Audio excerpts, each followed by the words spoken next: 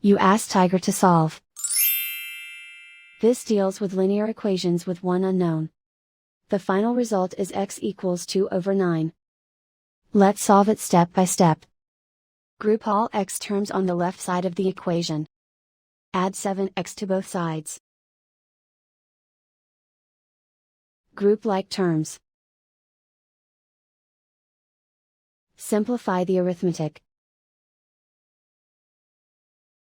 Group like terms. Simplify the arithmetic. Group all constants on the right side of the equation. Subtract 4 from both sides. Simplify the arithmetic.